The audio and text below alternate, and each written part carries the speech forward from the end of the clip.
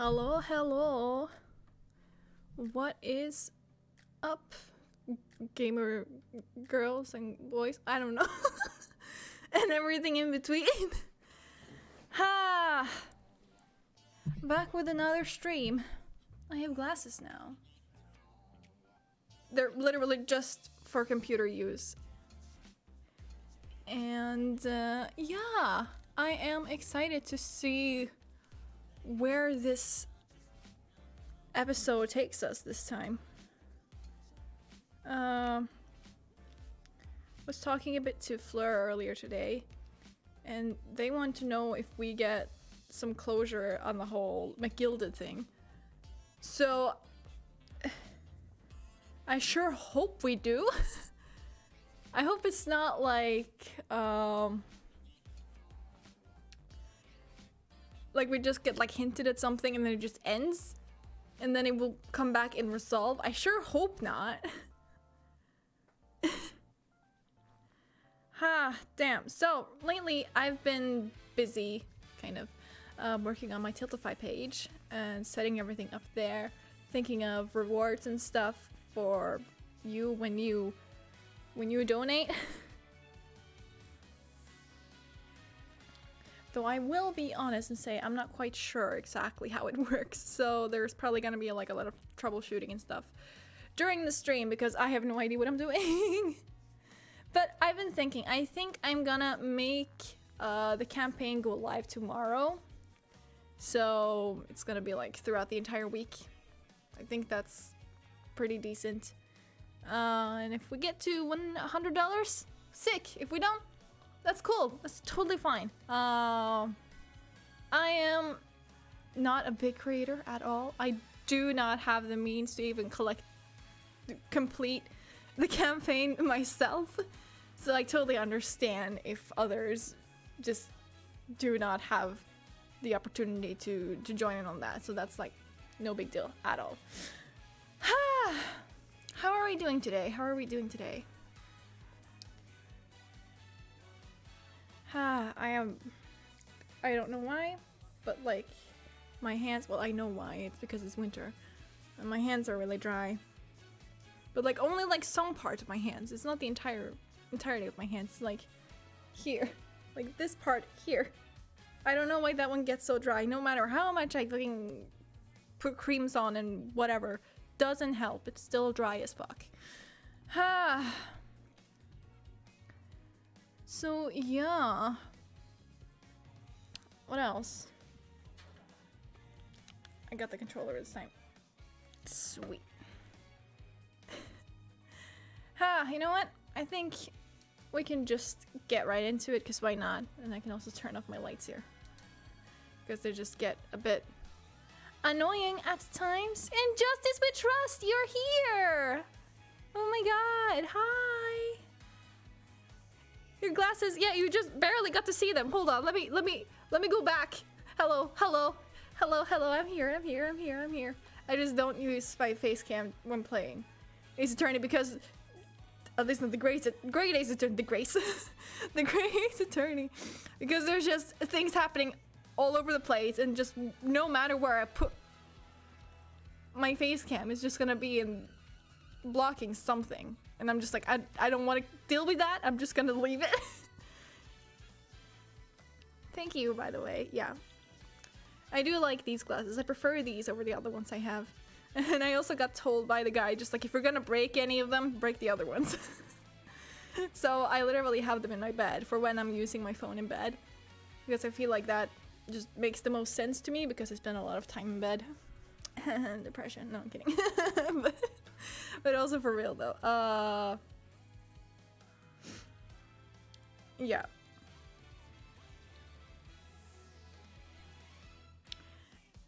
But these I'm pretty happy with. They're really cute and yeah, I like them. Let's get into the game. Oh no, where the hell did that? Hold on.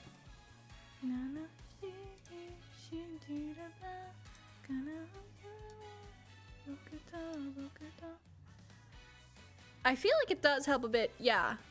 I got them on When did I get them? Friday? Yeah, I got them on Friday. God, I don't even know like when I get stuff anymore. Hold on. Where is the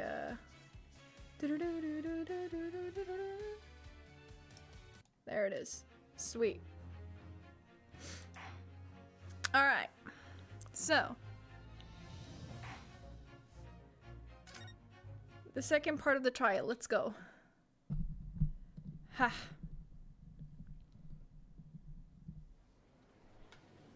Like, my prescription isn't really that much. I feel like, if I remember, like, one of them is plus 0.75 and the other one is 1.25 plus 1.25. With this blasted jury, yeah, let's go. Order, please. Let us resume proceedings. Witnesses, you will now retake the stand.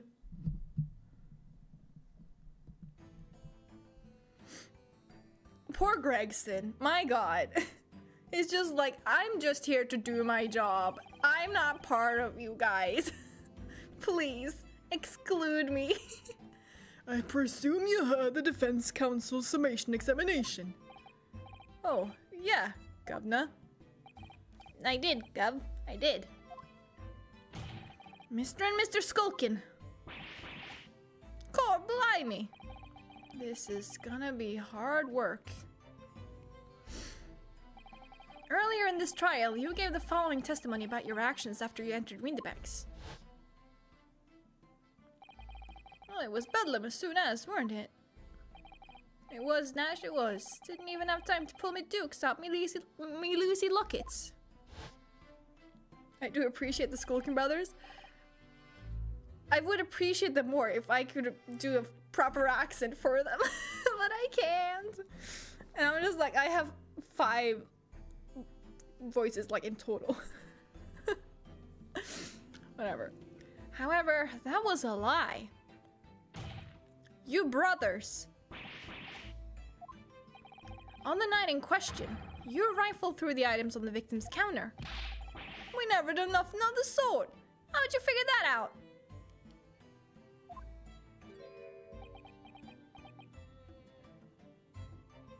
I'm just gonna leave them there for a while. I feel like they need some time to just register what exactly happened.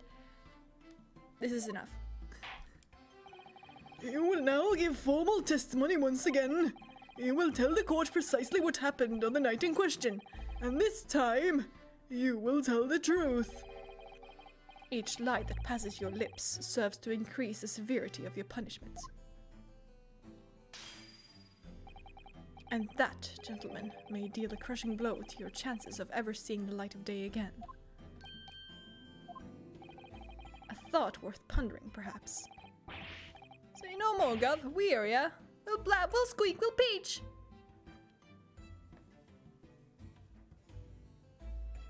These professional bad guys are lying? Who would have thought?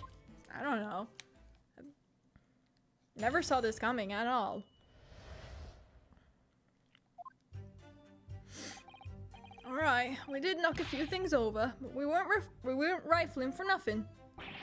It was when we heard the gunshots, see? Made us both jump and all that stuff went flying.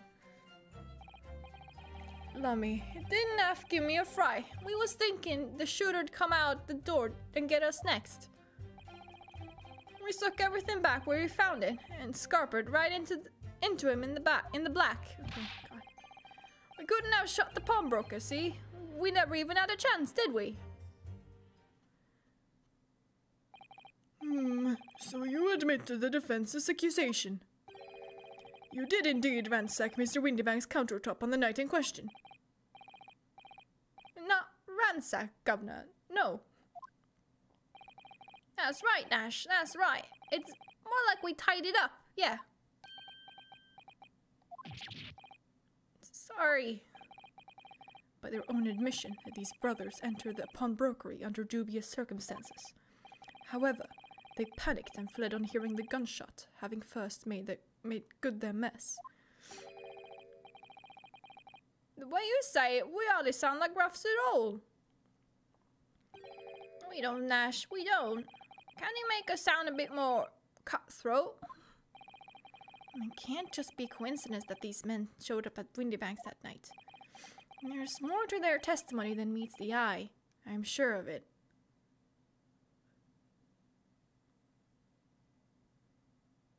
I like the slow pan over to Gregson. That was great. I just let it do its thing because it was too funny. Why does it pan over Gregson as well? I don't know. Okay, let me just press everything, because why not? If that's the case, then why didn't you testify to that effect in the first place? What? Me. Well, you know, we ain't exactly squeaky clean, are we? We ain't, Nash. We ain't. If we admitted to something like that, people would think we was up to no good. Well said, Ringo, me old China. We'd only land ourselves in even more trouble. And in fact now, as a result of lying in your previous testimony, that's exactly what you've done. Landed yourselves in even more trouble. Ah, well, that's rotten luck, says the rotten apple eater. Witnesses, explain your actions to the court. Why did you ransack the victim's counter? We never ransacked nothing. Right, Nash, right. More like we tidied the place up. Oh, wait. Is this the... I think this is part of the conversation right now. It was just like exactly the same as the fucking testimony or whatever. So I was like, huh? Sorry.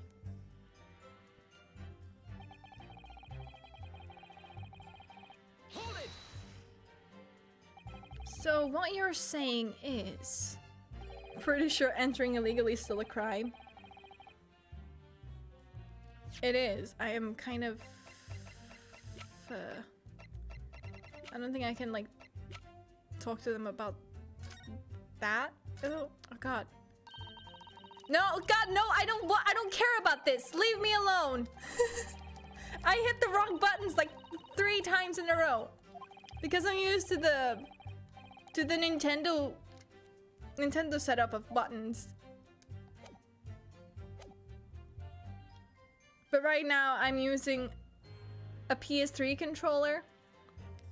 And so when I press circle, which is supposed to be A, which is like supposed to be like the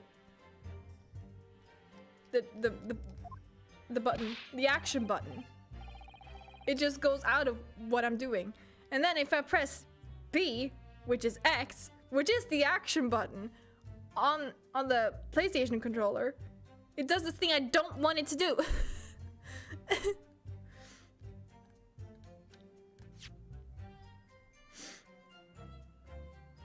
The sound of the gunshot shocked you so much you knocked all those things off the counter. Well, it shocked one of us that much, yeah. This bag of nerves needs to learn to keep his shirt on. Look, it was loud, alright. Blimey, me dead granny would have woken up at that bang. Big brother here screamed like a blooming baby and fell over on the counter. He knocked over a load of books and a candlestick and some school whatnot. Controller layouts, they never correspond with each other. But I've discussed this before and there is a reason for it. I got tangled in some marionette with what knocked over a picture frame, what knocked them scales on the floor. You really mastered working quietly then. What a racket! Me granny would have been scared back into a grave at a clatter like that. So in short, the gunshot took you by surprise. And then some. I mean, it was quiet as a mouse. And then all of a sudden, BAM! Why do you have anything to say about this? Excuse me. Inspector Gregson, do you have something to add? I gotta keep saying, I don't appreciate being lumped in with these scoundrels. No, something to add about their testimony. You seemed to react just now at what Mr. Skulkin said. Did it make you think? Did it make you think of something? So the noise got his granny out of her grave, and then the mess got her back in again? Efficient? I didn't even notice that. Hold on.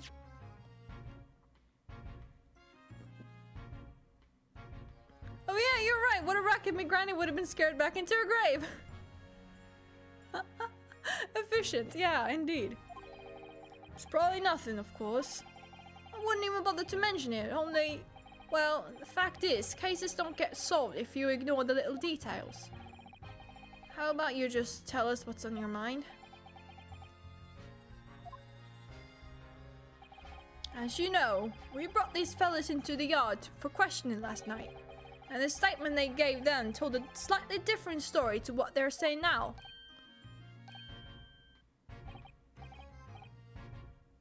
Did it? You claim you heard the victim shout something out before the gunshot. Might have, Gov. Might have. Does ring a bell now you mention it. Granted, it's only a minor detail, but still. I can't help feeling like perhaps you've been a bit sloppy with your testimony here, eh, fellas? If I discover the witness's testimony has been any more sloppy than it has hitherto proven to be, I shall be forced to bring the very harshest punishment to bear against them. Easy, easy. We'll get it right this time. That's it. Yep. It's all coming back to me now. Then speak. Supplement your testimony with whatever details have miraculously returned to your questionable minds, sirs. Right you are, Gov. Just before the gunshot, we heard a voice yelling out, "Give me that gun!" Hold it! Interesting. So in fact, you heard the voice and the gunshot almost simultaneously. We did, Gov. We did. Although, I suppose if you're being honest, we heard a kind of wavering voice before the yelling note. If you don't want to get shot, give me that gun. Bam! Kind of thing. A career in acting tragically missed. And where were the voices coming from? Could you tell? Of course we could. From the other side of that door, behind the counter it was. From the storeroom, where the victim was found dead. And the voice you heard, it was that of the victim, Mr. Windybank.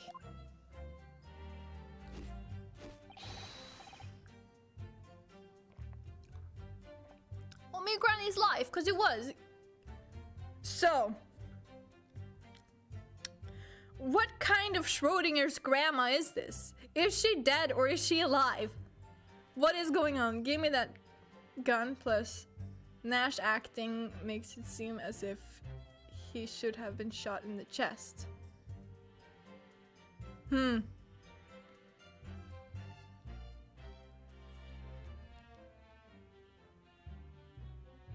You're right. That's kind of what I was like saying about that doesn't line up with this because he was shot in the back. See, now I pressed the wrong button again. He was shot in the back.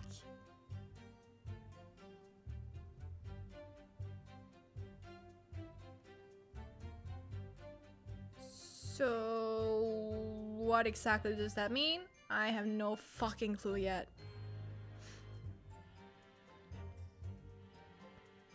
No, I feel like my theory of him being shot through the hole in the door while he was like bending down for something. I feel like that's pretty decent. You do not say give me that gun if you're facing away from the person. You're right, you're right, you're right, you're right.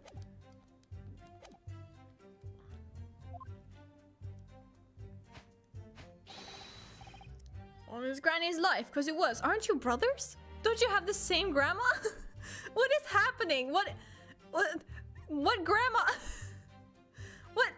I'm so confused. I am more confused by the grandma aspect here than the actual case.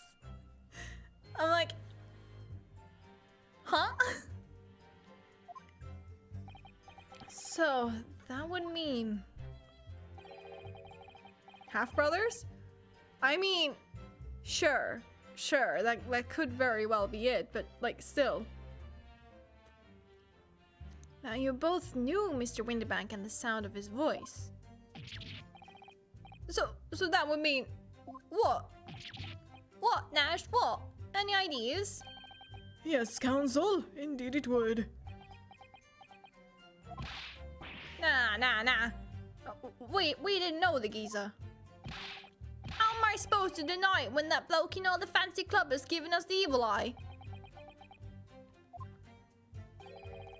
If you value your lives, you will ensure your testimony is accurate and true. On me granny's life is?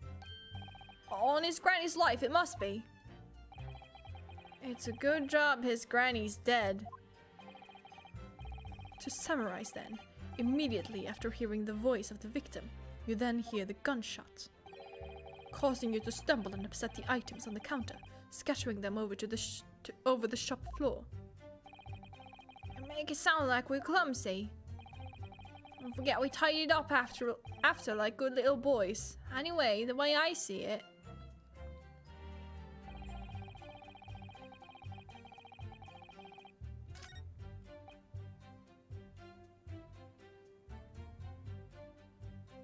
Oh, let me save here and actually try that.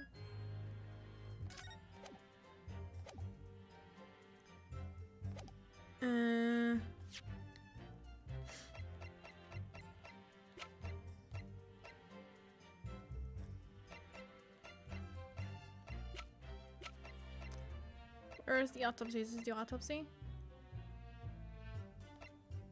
Objection. That's not it. No, there is apparently nothing wrong. Whatever.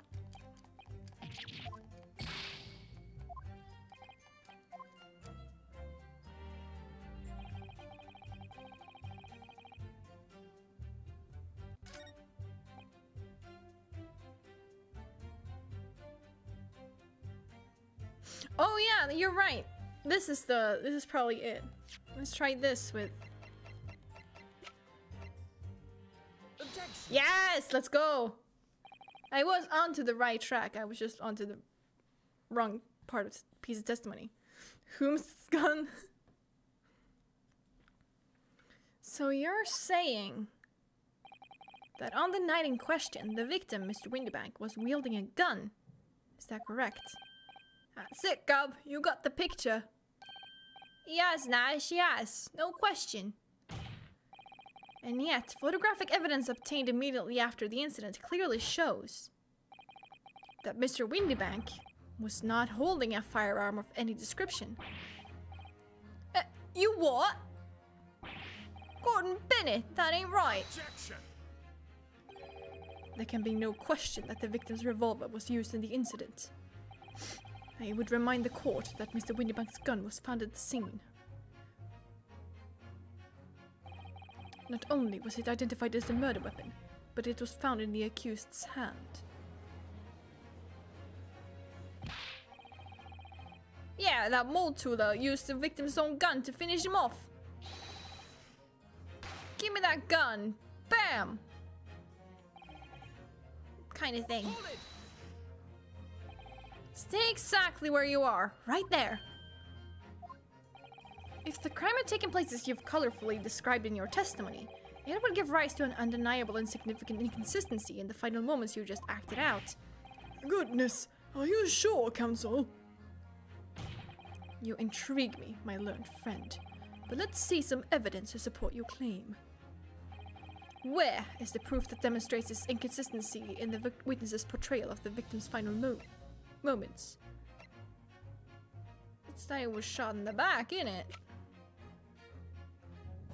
Take that. According to their testimony, the witnesses claim to have heard a shout of "Give me that gun," followed by the gunshot. Indeed, with the two events happening almost simultaneously, or so we've been led to believe. Yes, that's right. Now, if that testimony is true, It would mean that at the moment of death, the victim and his attacker would have been facing each other. However, in the autopsy report, it clearly states that the victim died instantly after being shot from behind. So as I stated before, there is an undeniable inconsistency in your testimony, Mr. and Mr. Skulkin. I love Wario and Waluigi. But it's the God's honest truth. It is, Nash, it is. When he was shot that night, the shopkeeper had a gun in his hand. We saw with our own bleeding eyes. Will Fanceeks hit us with that updated autopsy report? Who knows? I don't, because I haven't played this game before, for once in my life. Did I hear you right just now? You actually saw Mr. Windybank holding a gun. Something like that might have slipped out. Ladies and gentlemen, you have all just heard the admission by these two witnesses that on the night in question, they actually saw, with their own eyes, the victim wielding a gun. Which can only mean that despite their testimony to the contrary, the Skulkin brothers must have encountered the victim in person. Nash,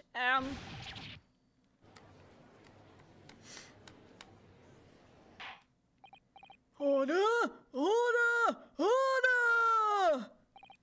Witnesses, explain yourselves at once. well, the thing is, if it wasn't supposed to, It would seem that my previous warning fell on deaf ears. I made it quite clear that false witness would be the death of you. I just struggled to understand, like, what the grammar was in that.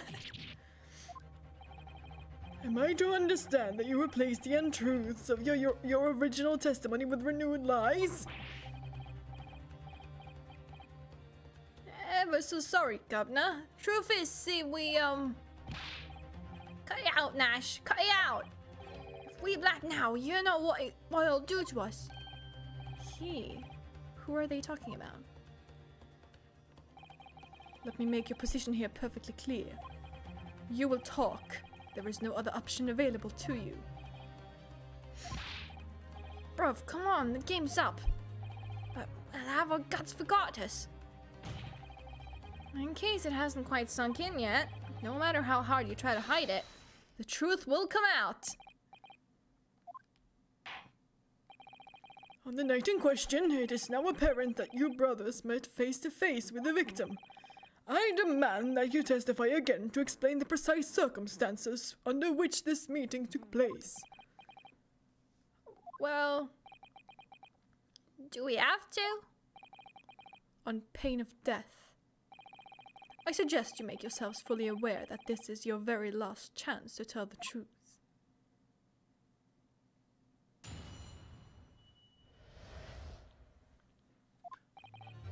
Alright, so we just got inside the gaff and heaved a sigh of relief when the geezer showed his mug. Give me that gun, he bellowed, and then he flew at us like he was possessed. I thought we'd had it.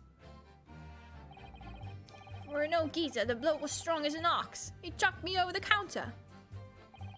He pulled me gun on him. And then he legged it through that door into the back room. We never had nothing to do with killing him. That's all what happened, I swear. So you're not telling us that the moments before the victim was killed in the storeroom, you in fact encountered him in the main part of the shop? Well, yeah, sorry. Well, we find ourselves at an interesting juncture. This changes matters considerably. But honest, Governor, this time, Nash, this time, we ain't got nothing more to hide. Very well. Counsel for the defense, you may proceed with your cross-examination. Yes, my lord, this is it. The moment I've been waiting for.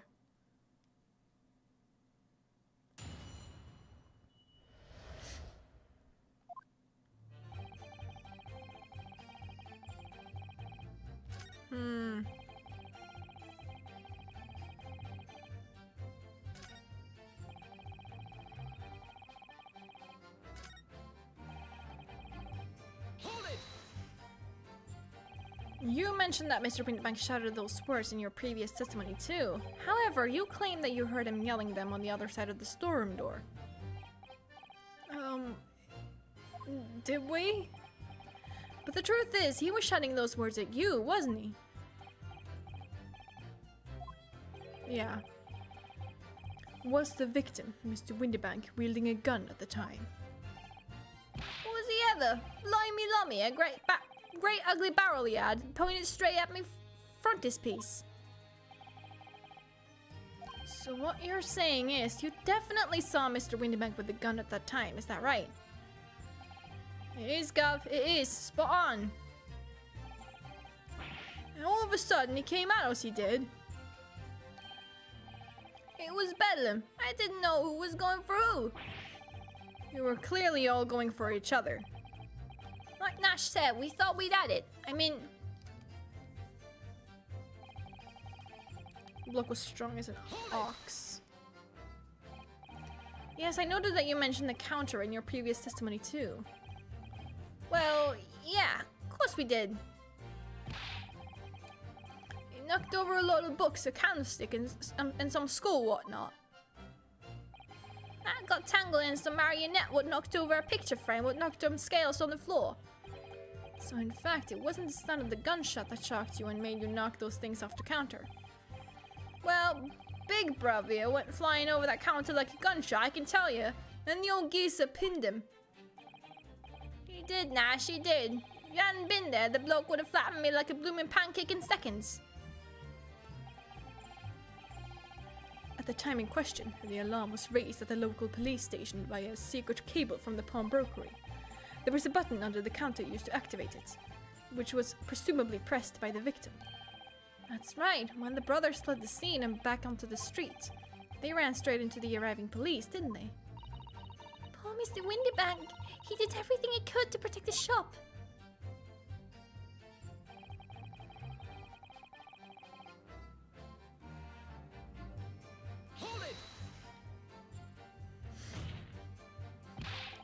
Were you intending to shoot Mr. Winterbank? No. Never. I was just, you know, looking out for me bro, weren't I? It was being flattened, don't forget. By a man whose shop was being burgled, yes. And then, the man fled into the storeroom when you pointed your gun at him, is that it? Yeah, that's it. He shoved me away and then ran through that door in an instant. What? Where did I read instant? I don't know. Probably himself. He shoved me away, then ran off through that door and shot himself in. You never point a gun at someone you are not prepared to shoot, Nash. You got a point. There's something about that last remark, something that doesn't quite ring true. I wonder why Mr. Winterbank ran away into the storeroom. What? Well, according to what everyone's saying, Ginny was in there waiting for him with a gun. Ah, yes, that's right. Gina allegedly used Mr. Winterbank's gun to threaten him and force him to open the storeroom door. In which case, how did the gun end up in Mr. Winterbank's hands again? I have no idea, but that's strange, isn't it? This little inconsistency could be significant. I should make a mental note of it. Look, the point is, me and me brother. That's right, Nash, that's right. Me and me brother.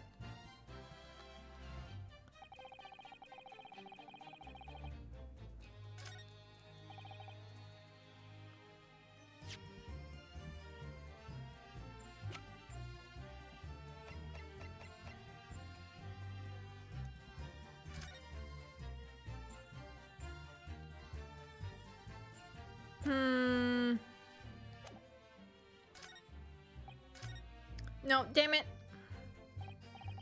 That's all these brothers are willing to reveal this time, is it? They're still hiding something, don't you think? Yes, I am sure of it. And not just a minor detail either.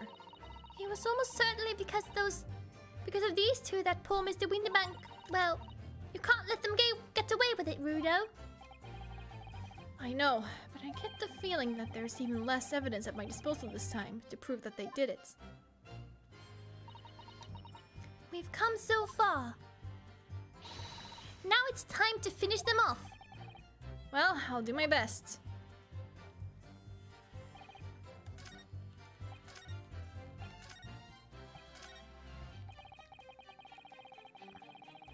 Hold it! You say you had nothing to do with it. Nothing at all. Nothing, Gov, nothing. The old geezer went and shut himself in the back room, didn't he? Locked it was, from the inside. We know it was, because we tried to open it. It's a decent door, that one. Good and strong, won't budge an inch. So in the end, the situation remains unchanged.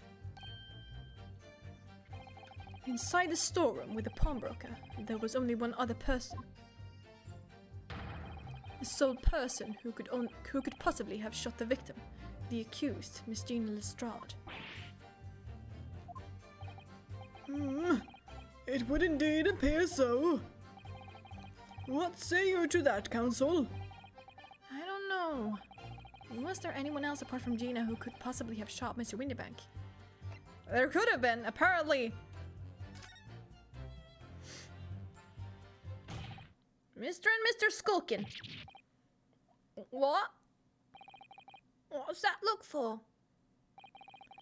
From the moment you admitted that you'd encountered the victim face to face that night, the course of this trial changed completely. It did? What is your point, my learned friend? The question we must answer is who could have shot Mr. Windybank? And it is the belief of the defense the defendant is not the only possible answer at all.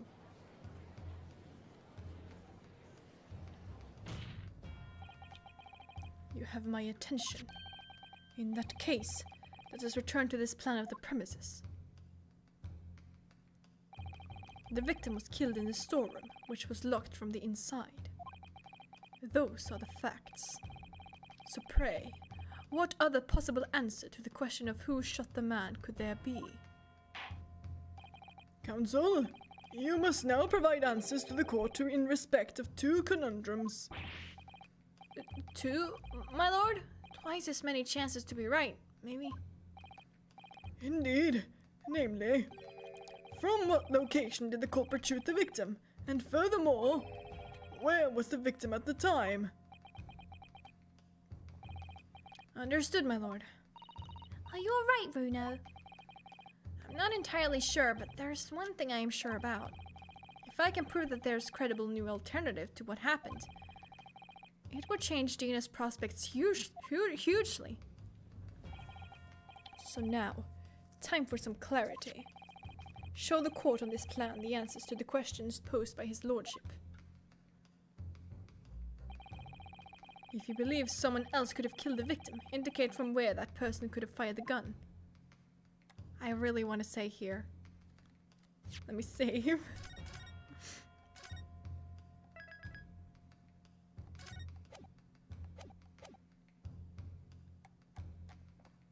Take that! The defense believes that the culprit could have shot the victim from this location here.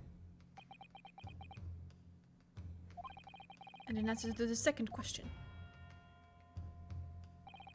assuming the culprit fired from the location indicated, where was the victim at the time? Take that! Holy shit. Yes! Let's fucking go! Maybe. I hope I'm right. I feel like they wouldn't let me get this far if I was wrong, you know. He would just fucking belittle me already. The culprit shot the victim from outside the storeroom. Continue. Mr. Windybank died instantly from a bullet wound in his back. I love those outline figures. Windybank is so round. Looking at the stain of blood in the storeroom floor, it doesn't appear that the body was moved after death, which tells us that he was almost certainly shot while he was in the storeroom. However, the crucial point is, where was the shooter when the fatal bullet was fired? So you are adamant that the shot was fired from outside the storeroom? Well, according to the Skulkin brothers' earlier testimony, pulled my gun on him and then he legged it through that door into the back room. If Mr. Windybank ran away through the door, we have to assume that the door was open at the time. It was at precisely that moment, when the victim was fleeing for his life, that these brothers had the perfect opportunity to shoot the man in the back once he was inside the storeroom.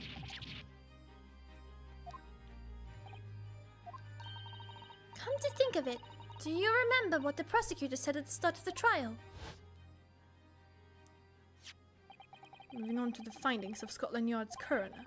His report states that the bullet entered the body on a rising diagonal trajectory. Was he talking to Gina? Really?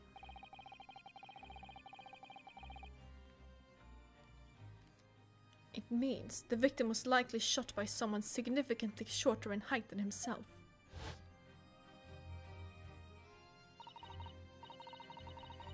Poor man, shot while he was running as fast as he could to safety. Of course!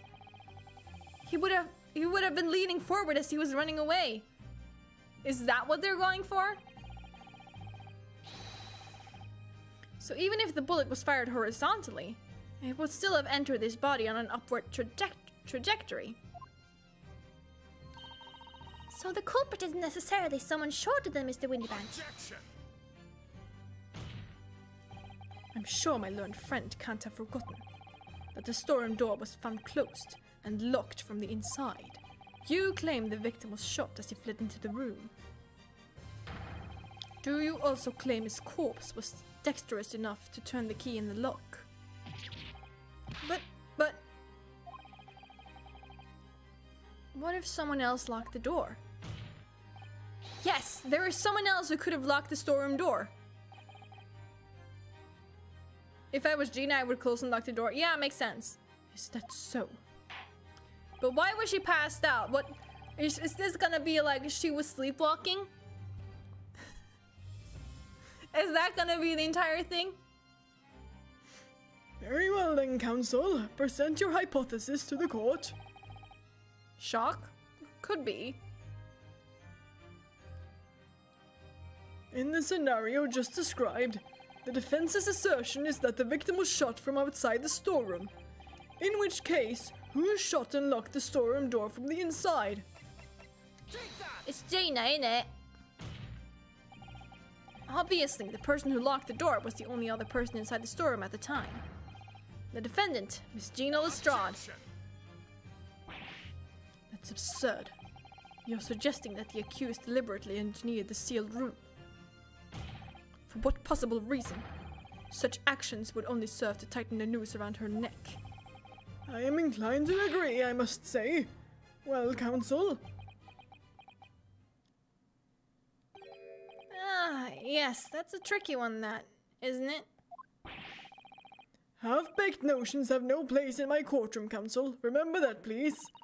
But of course Jeannie would have locked the door. It almost goes without saying, doesn't it? It does? Or maybe she was scared because there was a murderer. Oh, that doesn't make sense. Well, if I was Ginny in that situation, I know I would have locked the door as quickly as I could. I mean, those two burglars had just fired a gun in her direction, hadn't they? Oh, yes, obviously. Before the two brothers arrived, Miss Lestrade and Mr. Windybank were in the storeroom together.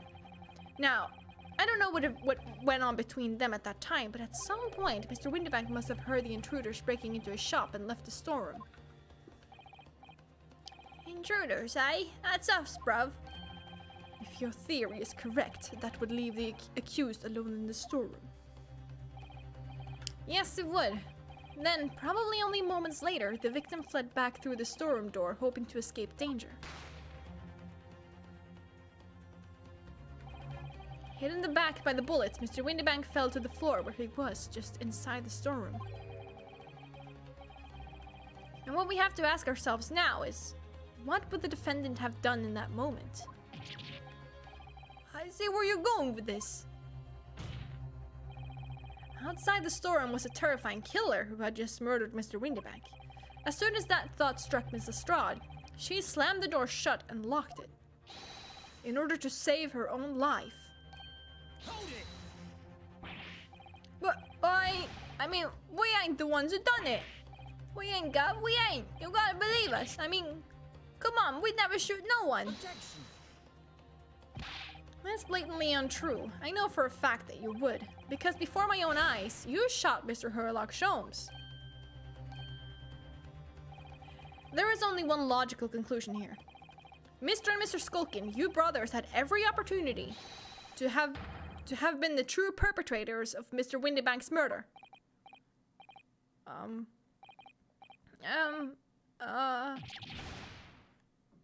Get wrecked. Where does this leave us? You mean to say it wasn't the pickpocket who shot the pawnbroker after all? I should have known it was those two brothers. They look as shady as a dense forest. That was amazing, Bruno. All the members of the jury seem to be firmly on your side now. I know, first time ever. And probably the last. Well, I think you've done it.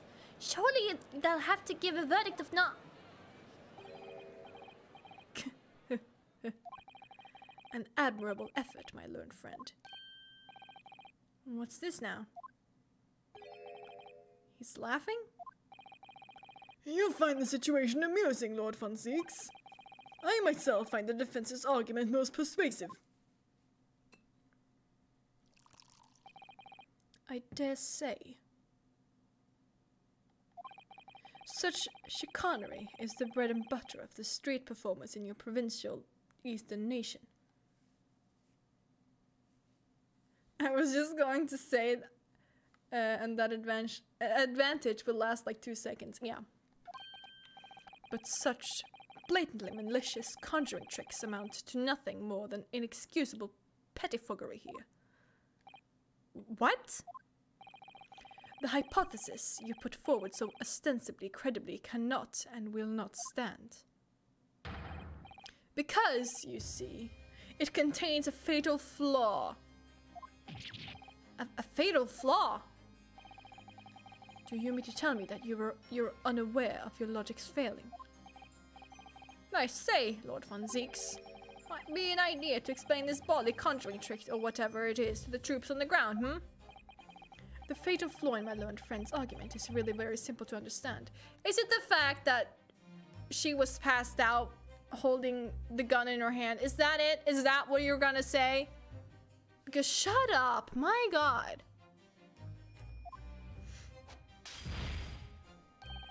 Assuming you're not too dim-witted to count bullets.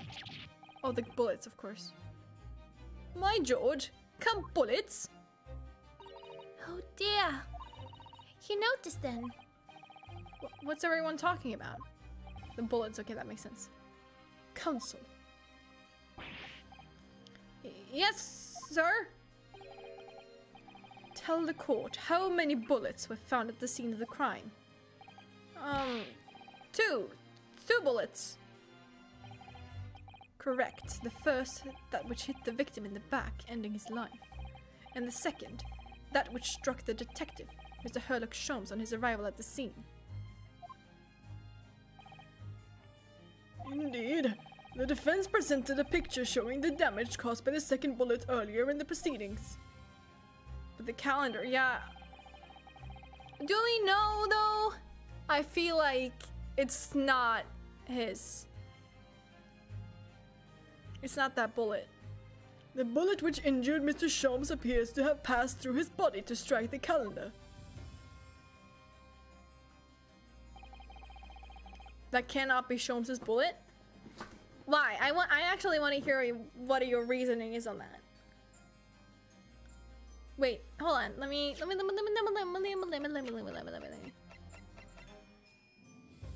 He was shot in the stomach. That is way too high up. Okay, I noticed something else. That there is no blood or anything on the bullets.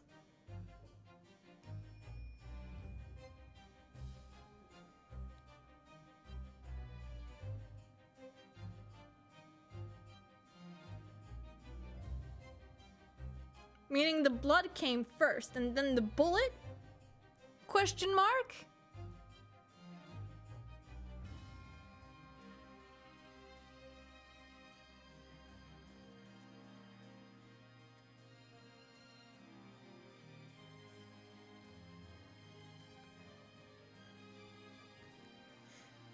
Because there is like no blood surrounding the bullet. I mean, Nash shot him. He isn't smaller than Holmes, so it should not have been upwards trajectory. You're right. You're right. I was just like thinking about that, but I was like, no, that's still not right.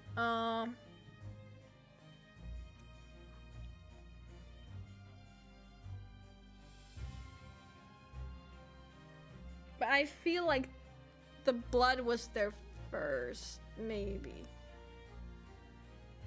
I don't think they appeared at the same time. Would a bullet have blood?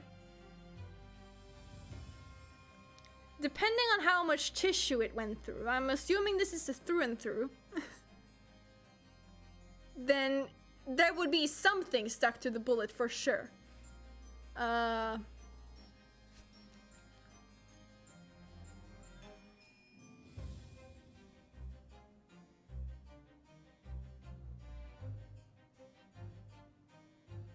If it was a graze, then there wouldn't. Yeah, but then again, then it doesn't line up with the blood. Because there is no blood around the bullet. There is no blood where the bullet landed, even.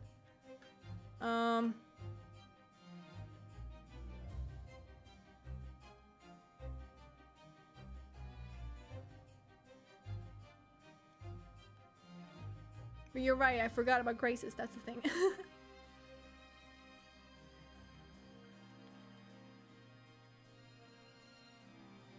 There's something strange about this. Your lordship's understanding is correct. Furthermore, we know there are 2 firearms involved in the incident. The revolver belonging to the victim, Mr. Windybank, and the Skulkin brothers' revolver. The evidence shows that a single bullet was fired from each gun.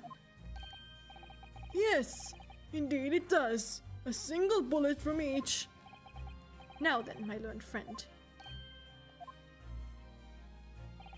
You yourself told the court only moments ago that these 2 brothers shot Mr. Herlock Sholmes right before your eyes. Yes, I did. Oh my goodness, I think you'll find That if the single bullet was fired from the brother's gun hit Mr. Sholmes, it means... Windybank not shot by the same gun, stop. Only 1 bullet, stop. Exactly. Yes, the Sniffonese street performer presented an ostensibly credible argument. However, it was never anything more than a diversionary trick with no hope of standing up to scrutiny.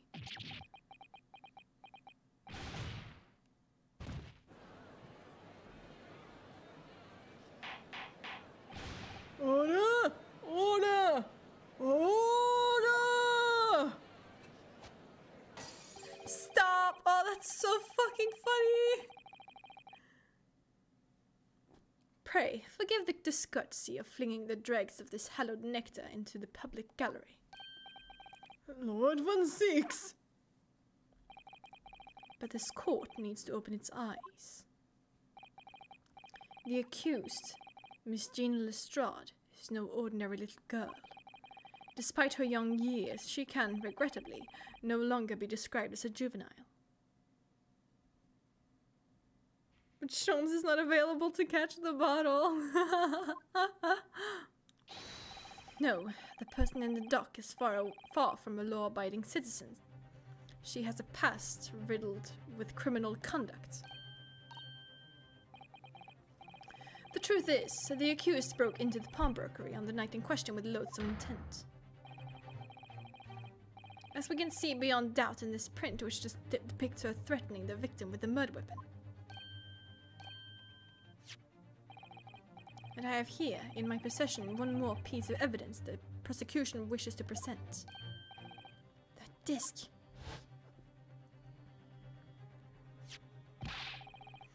I'll be taking that wherever it is of McGilded's down to the yard, thank you very much. No, don't give it to him. It's mine, that is. Mine. I'm sorry, miss. Anything belonging to to McGilded has to be taken in as evidence now. Yes, the music box disc. McGilded's music box disc. The very day before the hateful murder of Mr. Windybank, the accused attempted to make off with this article, which clearly doesn't belong to her, and with none of the subtlety of a pickpocket, I might add, but by brute force and brazen impudence. Good gracious. Make no mistake, any sympathy for the accused on account of her years is misguided and dangerous. There are no depths to which this girl would not stoop if pushed, no crime which she would not commit. The court forgets that fact at its peril. I see. I think it would be prudent to take this music box disc into evidence, counsel. As a grim testament to the... Lord Van Zeeks, I am... Inspector Gregson... What? Yes, Inspector. I had a meeting yesterday at the yard with the prosecution service and, I think it was agreed that that disc wouldn't be used as evidence. What's this all about? Why is the inspector acting strangely? That was the first time he said anything to Van Zeeks at all. I am unaware of any such meeting. But those were the instructions right from the top. The government's bigwigs were insistent. Inspector, I am the prosecutor, and I alone determine how to present my case. Your warning is noted, thank you. The prosecution wishes to proceed with submitting this disc as evidence, my lord. Indeed. Bailiff?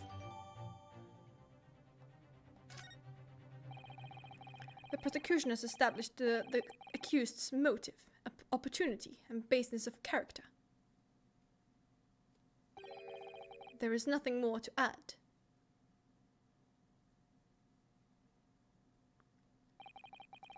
Ladies and gentlemen of the jury, I await your informed decisions and rest my case. I don't believe it. I had the jury on my side for once. For all of 5 minutes. Now you're being generous. It was 2 seconds. The prosecution hears, the other prosecution does not care. Pretty much. Oh dear. It wasn't even for 5 minutes, Bruno. My lord. I wonder if I might say something at this point. Proceed, Mr. Foreman. Been stumbling about in a bit of a fog up to now, but if truth be told, all of a sudden, the answer's bodily obvious to me and my men. There's only one thing for it. Oh no. Very well. The court will hear from the jury. Ladies and gentlemen, you will present your leanings as to the defendant's culpability. Guilty. Of course. Guilty. We get it. Guilty. Yeah, we get it. Guilty. You don't say. Guilty. Wow, really? Guilty. Never saw that coming.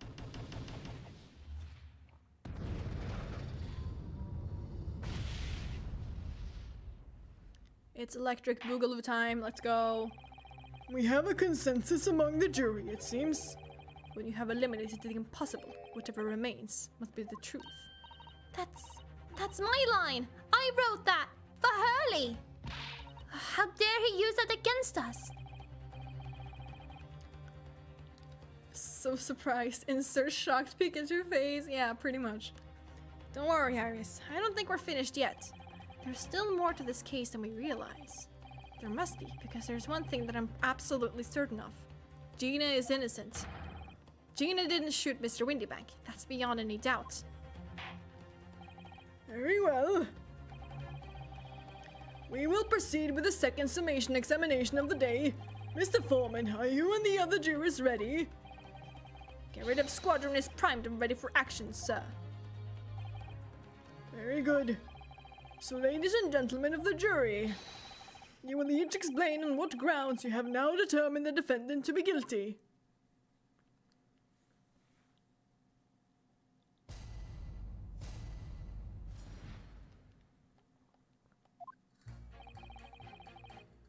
It's a rogue, always a rogue, I say. Different breed to us law-abiding citizens. As only 2 bullets were found at the scene, I would say the whole case is done and dusted. You don't need a stereoscope to see the truth here. Every which way you look at it, it was a pickpocket. I never imagined that simple operation would cause me such grief. Can you stop?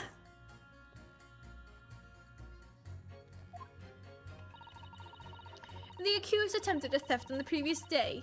I can see I am in for a busy day ahead. I am ballistics expert. I have seen many shootings. There is nothing I do not know about guns.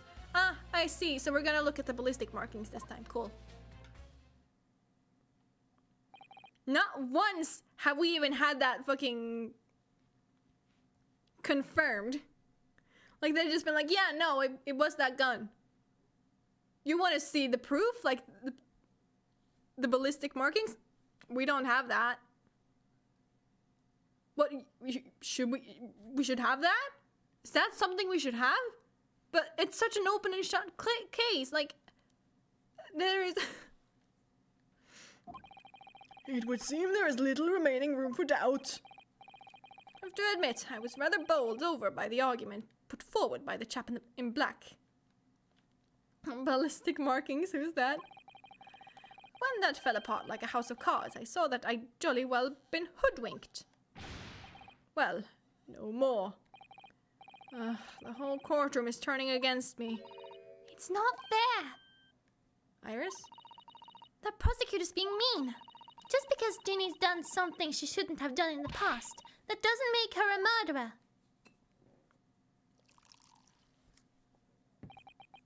Allow me to savor this fruity vintage while I savor the spectacle of your fruitless debate on the matter. Here's to the truth coming out. Eventually.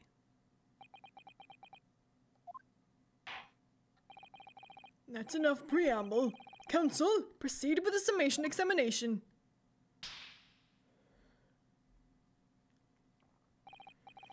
Yes, my lord.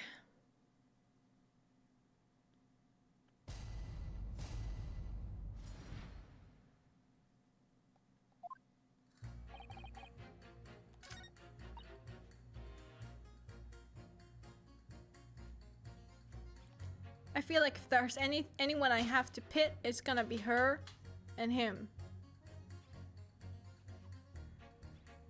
I wonder if I can just pit them immediately or if I need to, like, talk to them first. I'm gonna do that. Hold it! It's a number of bullets that has you convinced. Only 2 bullets were fired, and the 2 guns that fired them have been examined by the police. But we have not seen that result. When the parlor maid asks me how many are invited for dinner, I always tell her to count the table settings. Well, that's logical, I suppose. Although, Yes? sometimes after dining, crockery does go missing. 1 or 2 guests rather like the fine china. Does your employer dine with thieves? So I suppose, if there was another bullet somewhere of which we were unaware, I'd have to reconsider my position. A 3rd bullet somewhere on the scene. Could that be possible? Let's just say it's impossible for now. Unfortunately, only 2 bullets were discovered by the police during their investigation. Yes, I know. Right. I don't imagine the good men of Scotland Yard would have overlooked anything. If I missed a bullet while I was cleaning his lordship's office, well, I should receive a sound scolding, I don't doubt. And he should receive a visit from the police, perhaps. It sounds like a crime scene to me. A 3rd bullet. It would completely turn things around if there was one, wouldn't it? Do you think we might find one lying around somewhere?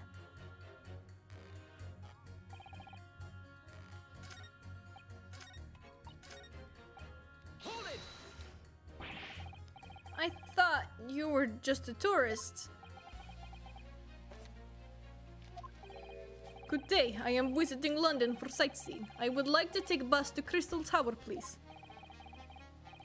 Maybe there is a bullet still stuck in Herlock. Who is he? Manfred von Karma? There's no way he's just a visiting tourist. So you're a ballistics expert. Who knew? I have much experience with guns. Ah. I have lived through many, how do you say, extreme, violent baths of, no, blood of, Ah, extreme violent bloodbaths, perhaps. Those. Extreme violent bloodbaths. English is very difficult tongue. Considering the sort of people you associate with, I'm surprised you still have a tongue. Anyway, if you have questions about bullets and guns, you ask me. There is nothing I do not know, no mystery I cannot solve. He's very confident in his knowledge of guns, that's for sure. But, if possible, please, only in the Russian language. He's not very confident in his knowledge of English, though, is he?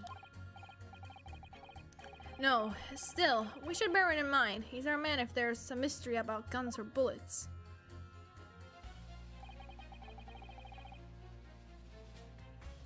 Can you solve the mystery of the third bullet, my good sire? Von Siegs has managed to convince everyone. When you have eliminated the impossible, he said. But he hasn't. If we're going to fight back, we need more material. And we have to fight back. We have to turn this trial around again.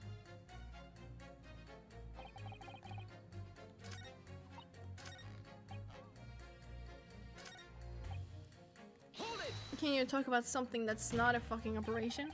Would you please stop muttering about things that have nothing to do with this trial, sir? The defendant's life is on the line here. Well, the thing is, I couldn't really say that it has nothing to do with this trial, to be honest. What are you gonna say? That you may have lost that scalpel inside of Herlock Sholmes? Is that what you're trying to imply here? Sorry, it had to be in Russian. Could you find missing bullets, comrade? Could you find missing bullets, comrade? Ah, yes! Missing bullet! Did you look at ballistic fingerprint? What's the bullet fingerprint? Bullet marking? What's called?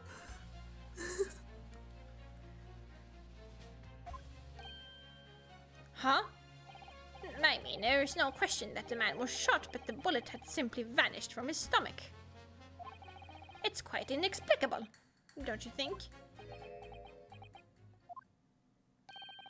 I almost don't want to ask, but this surgery you've been muttering about all this time, you were operating on... What was the fellow's name now? Herlick? No, Herlock? No, Herlock? Herlock Sholmes, by any chance? Yes, good lord! It was that Herlock fellow! What? You're the surgeon that operated on Mr. Sholmes? That's right, using the very latest anesthesia techniques, I might add. It was a fairly major op, I can tell you. This is crazy. Let me see, the fellow was brought in not long after midnight, if I remember correctly. And they said he'd been shot by some criminal or other, so I opened him out like a shot. But the funny thing is, I went over his inside with a fine-tooth comb, but couldn't find the bullet anywhere. So I'm afraid I have to throw up my hands and just stitch the fellow back up. I hate to state the obvious, but... Yes? Surely that's because the bullet is still at the scene of the shooting. The counsel for the defense is correct. As is clearly shown in this photographic print, the bullet that the Skulkin brothers fired at Mr. Sholmes hit him in the stomach region, then exited his body and lodged into the shop wall where the calendar was hanging by the door. So it wasn't a graze, it actually was a through and through. I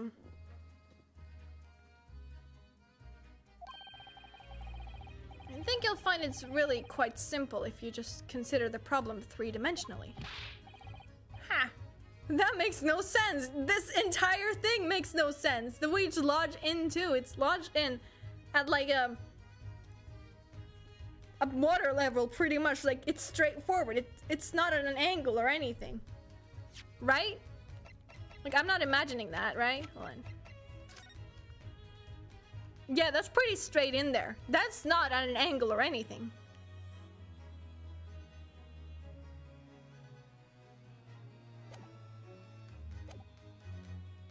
Who do you think I am, son?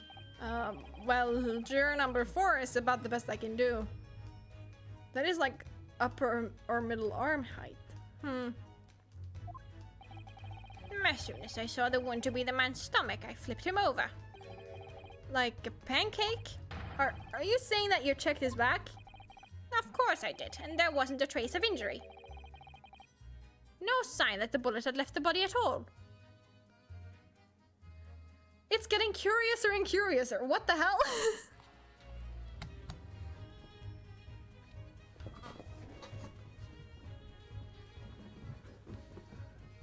So it wasn't a through and through. What? Are we gonna learn that the bullet was made of water or of ice and it's just melted? So there must be another bullet. God, this is so confusing.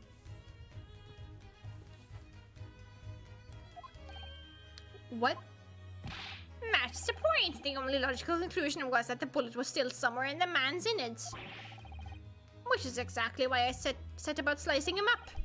And I'm still none the wiser even now. How many times do I have to say it? Maybe Russian dude can solve this. Can somebody please explain how it happened? Can somebody please solve the mystery? It is gun mystery for comrades. It sure is. It's almost as much of a mystery as how this jury was put together.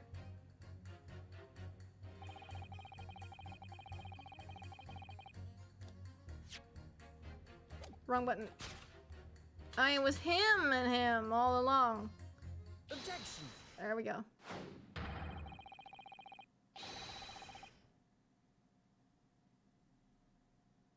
Damn it, that's not it. Oh, a ballistics expert. Oh, no, that was that. Okay. I thought it was something. That was such a weird fucking phrase. Like, those two statements clearly contradict the idea that all I do is pit jurors against each other. I was like, oh, no, shit. That was the wrong one, because it's always like... That statement clearly contradicts... Yes. Oh, ballistic experts. Pitting. P-I-T-T. On the night in question, Mr. Sholmes was shot by one of the skulking brothers. But since there was no sign of an exit wound on his back, we must assume that the bullet didn't pass through him. However, no bullet was found lodged in Mr. Sholmes' body either. Furthermore, a bullet was found lodged in the wall of the shop where Mr. Sholmes was shot. Juror number 6. Hello, my name is Villain. Pleased to meet you. This apparent contradiction in the facts that is so clearly troubling juror number 4. Juror number 4, are you able to explain the mystery? I have seen very similar... サイエンスが未来を切り開く時 Who? What? God, that scared me so much!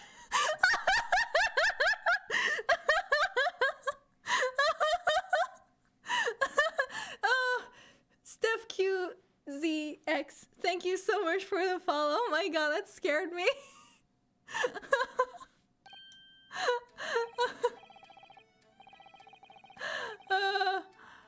Oh no, why did you get a timeout? No, that's awful. I'm so sorry. Sorry for scaring you. No, it's fine, it's fine. It was just way louder than I expected it to be. No worries at all. It was kind of funny. Why was it? I think it's timeout because of the caps. I should go and fix that, huh? Okay, it was night, but it was blizzard. I was running away along mountain road in freezing cold. Golly! The snow was piling high on both sides of road. It was very narrow and dangerous. My pursuers had hunting rifles and they were on dog sleds. Mental note, don't ask too many questions.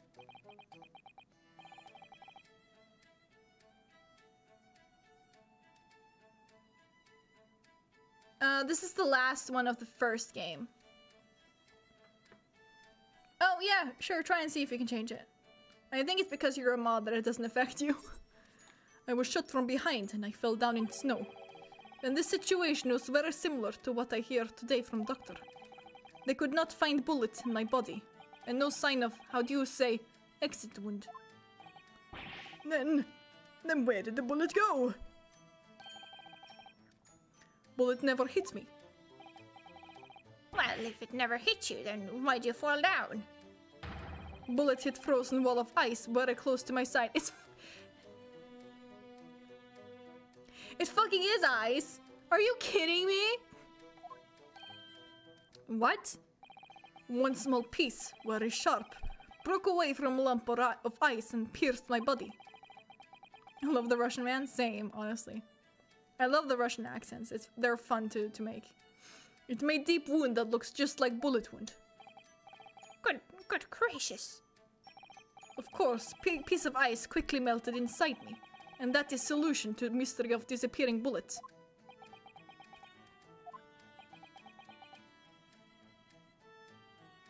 Did Sholmes not have test tubes on his coat? Perhaps. But that doesn't answer the question at all. The shooting happened in a pawnbroker shop. Not some snowy mountain road in another country.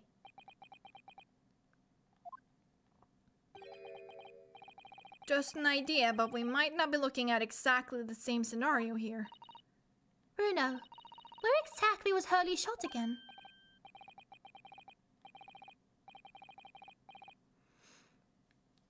Were the test tubes like glass? I don't really remember.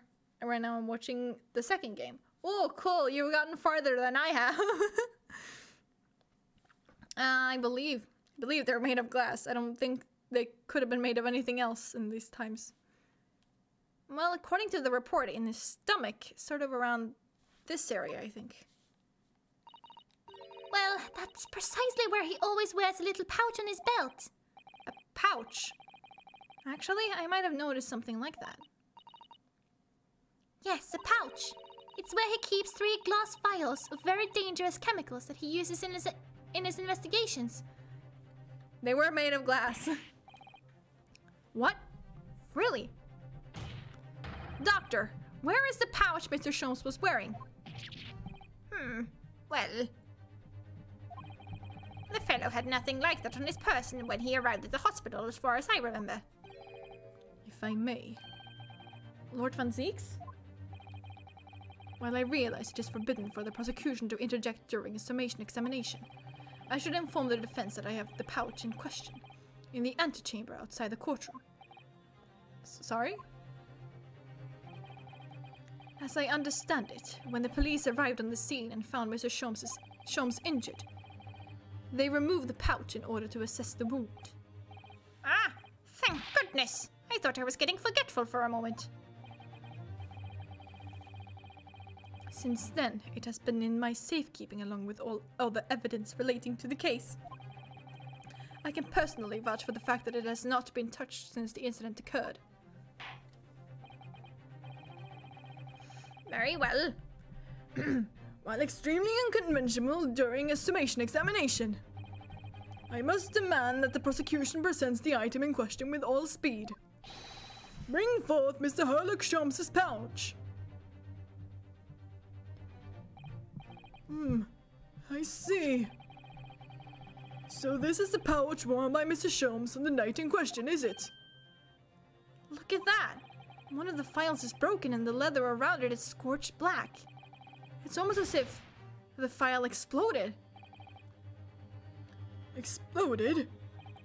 So, that night, the bullet from the Skulkin brothers' gun struck Mr. Sholmes' pouch. And it was the glass file exploding that caused the fellow's injury. This bullet did not penetrate victim, but was deflected into wall of shop.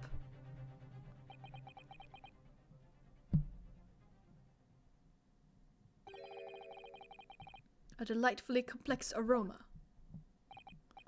Well, it would appear one mystery has been solved at least.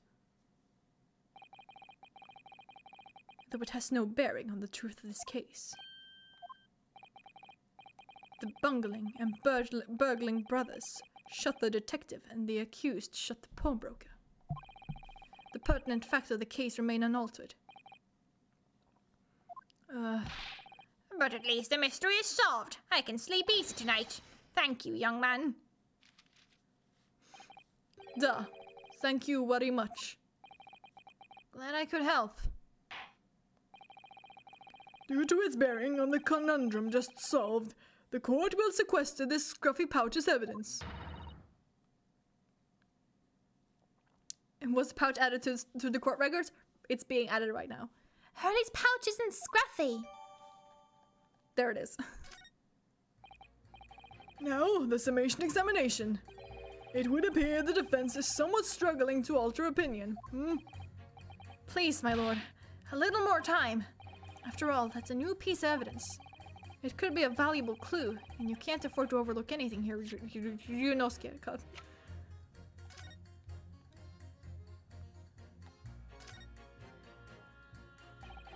It's really scorched badly just here. Oh, the strap is broken, look! This must be where the bullet hit then. Let me see.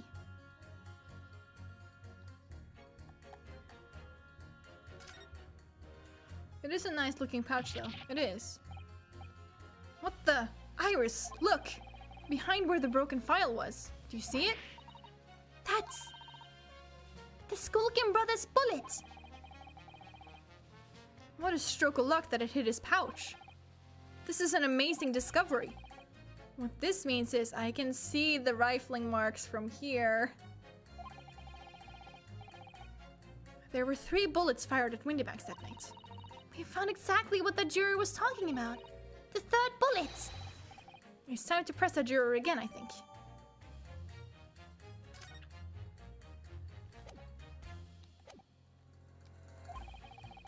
There's still a way to turn this around. Somehow. I'm sure of it.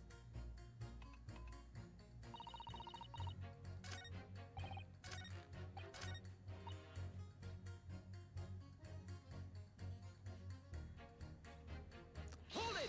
Yeah, she wanted me to, like, present something. Hold on.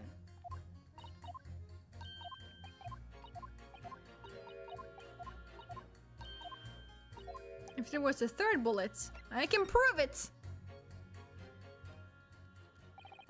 Allow me to show you then, the 3rd bullet. Take that! It's literally called the 3rd bullet. Here it is. We discovered it just now. Yes, on the night in question in Windybank's pawnbrokery.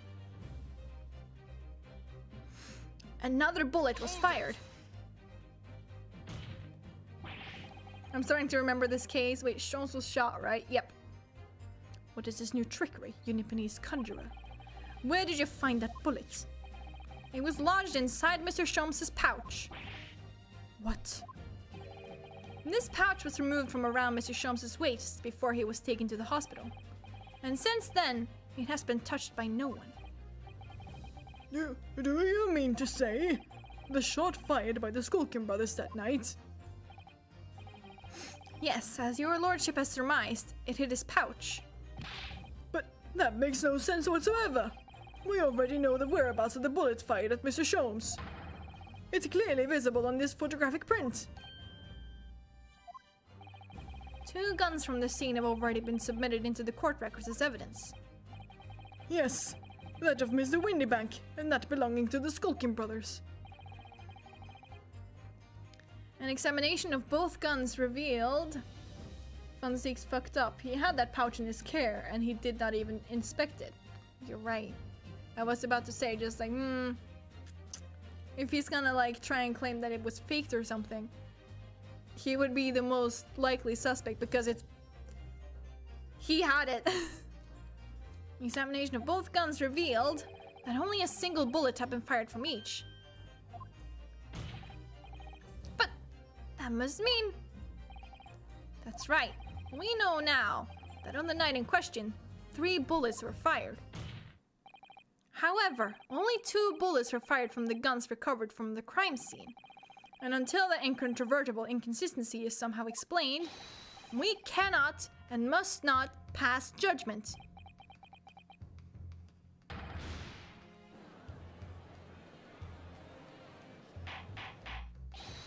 Order! Order! Order! While this summation examination remains incomplete, the court has been presented with new facts. Facts that would appear to shake the very foundations upon which the case against the defendant has been built. As my prerogative in this situation, I hereby temporarily suspend the summation examination. By Jupiter. What? Bailiff, bring the witnesses back to the stand at once.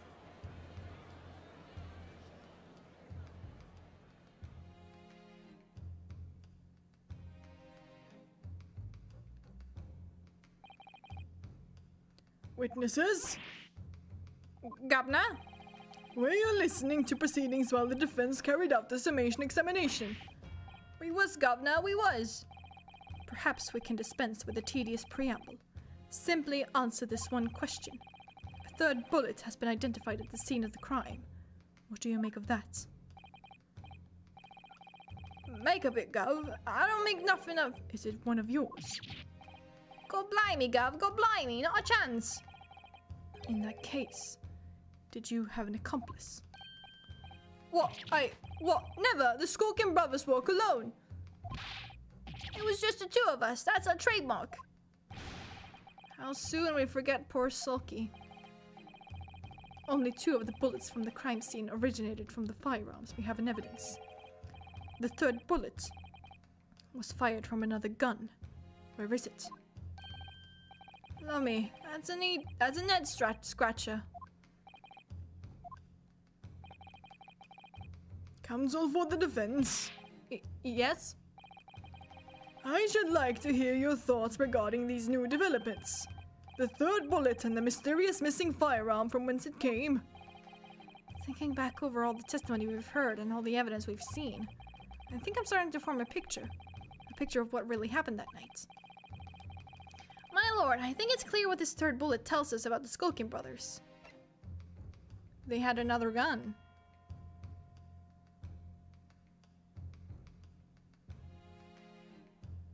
If they deny it, then there's another person. Ooh, interesting. They had a secret accomplice then. It's...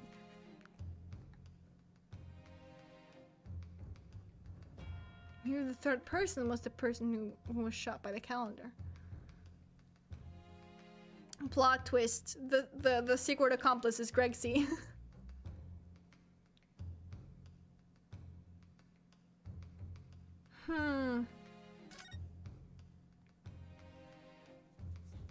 On that night at Windybank's pawnbrokery, the brothers must have been working with the 3rd man. The witnesses are clearly doing their best to cover up the existence of this accomplice. But the evidence all points to the fact that there was someone else present. Someone carrying a gun. Objection!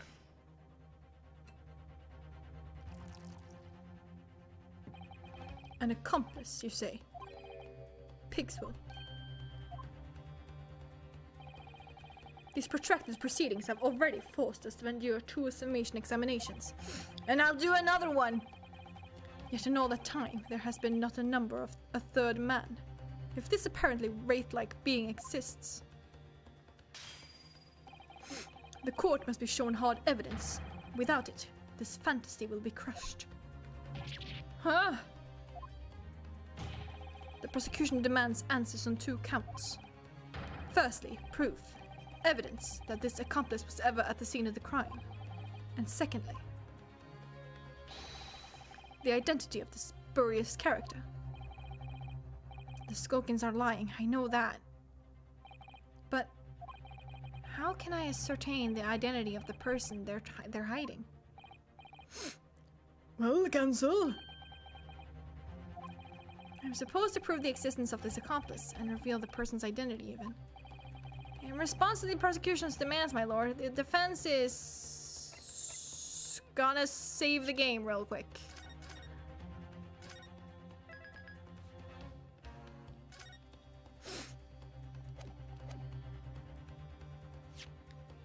Okay, so a third person, like you're saying, it's likely the person who this blood belongs to. But I'm wondering, do we have like anything? Is there any of Herlock's blood on this? At all. Like anything. Look, there's a hole here at the back. It doesn't look much like a bullet hole, but clearly something's ripped through the letter with great force. Who do we have in the people section? I'll go there. Something must have pierced it somehow to have left this hole behind. Yes, it looks that way. Mr. Sholmes and his pouch both took a beating, didn't they?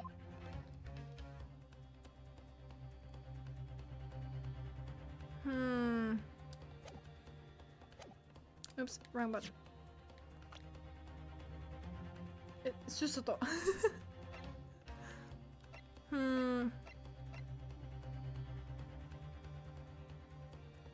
You know what? I forgot about Eggs Benedict. Strong heart? I forgot Eggs Benedict was in this, god.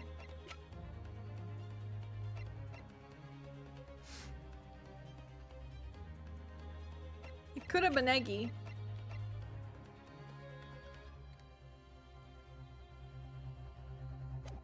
I don't know, he was kind of sus.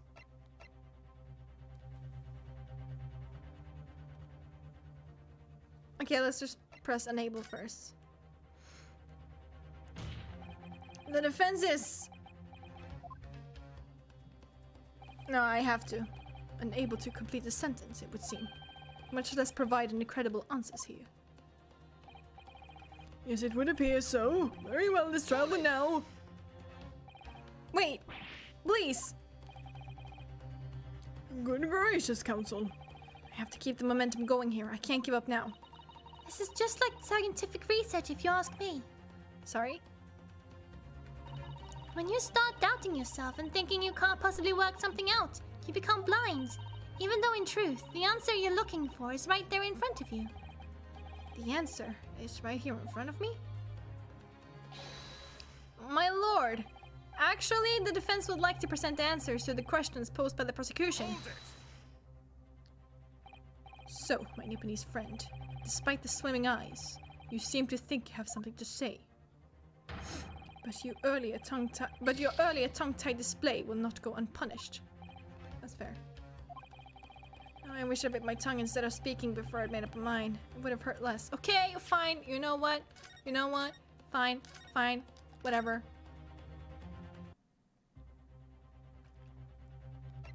I'm ready to present answers. The defense is ready.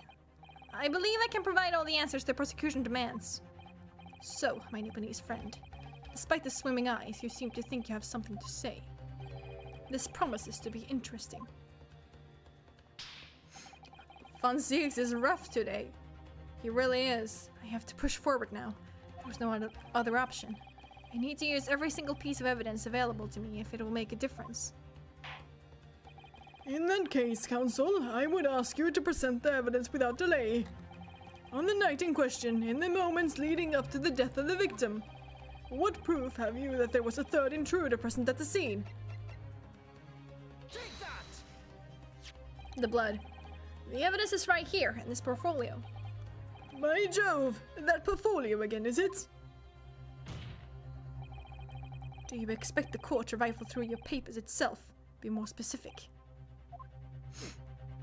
You claim one of those blood samples proves the presence of this third intruder. Well, which one is it? Take that!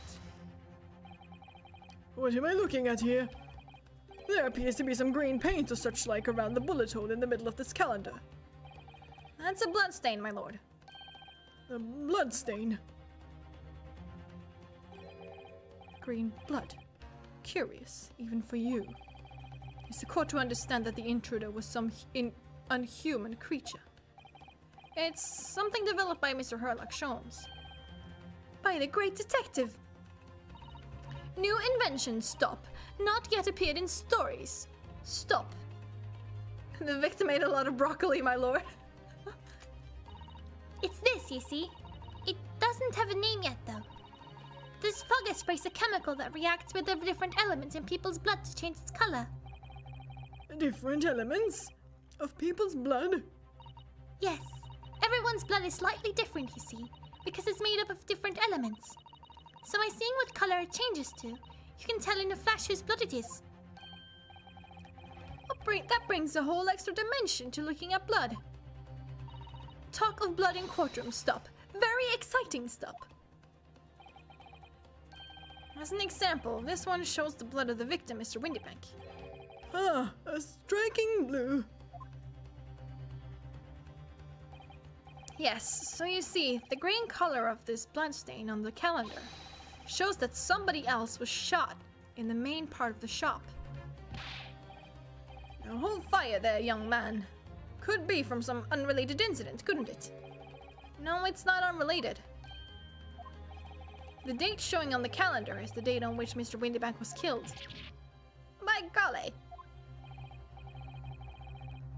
Therefore, we can assume that whoever was shot on the same day. Then whose blood is it?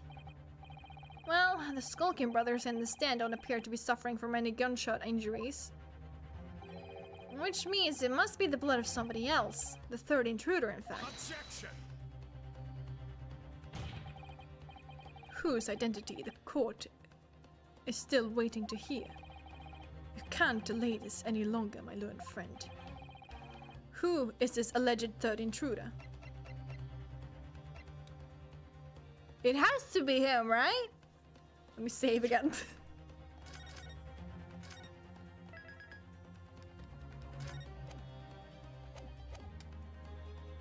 Take that.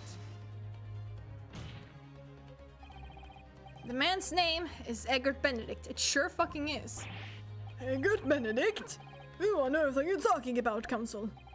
He paid a visit to Windybank's pawnbrokery on the afternoon before the incident took place, when the accused attempted to deceive the pawnbroker into releasing this article into her possession. Dear old Iggy Benny. That's right. The man identified by the defense, Mr. Eggert Benedict, then attempted to take the article from the defendant by force. Broker. Yes, sir? I believe this filthy pocket thief has just redeemed an article from you, no? Yes, the article in question belongs to me. I demand for it to be returned at once. Now that's a lie! What are you trying to pull? Give me back my overcoat, you wastrel. And needless to say,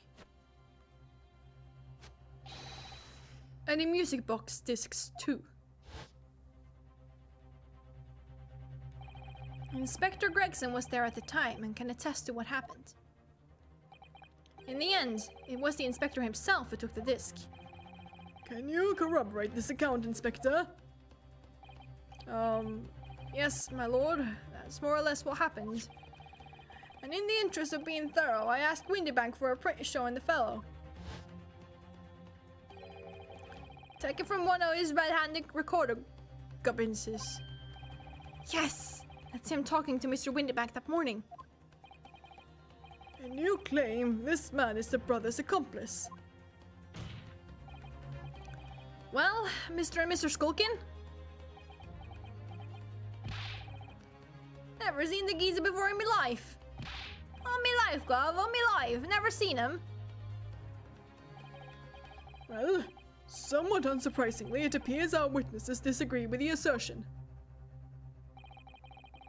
I'm sure your lordship recalls my learned Nipponese friend's actual assertion, which was that he could prove the identity of the alleged accomplice. Yes, and I can. Then show us the evidence. I agree. We must see proof that the clean-cut gentleman in the photograph is the filthy criminal you say he is. This is the last piece of evidence. I've had a feeling that something has been missing in this trial from the very start. Last piece of evidence, my ass. There are like 2 more trial parts after this.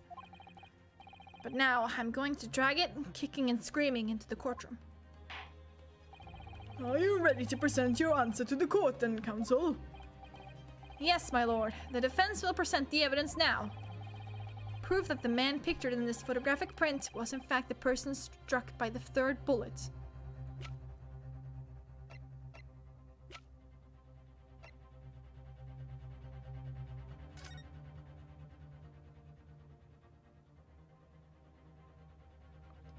And how am I supposed to prove that? Ha!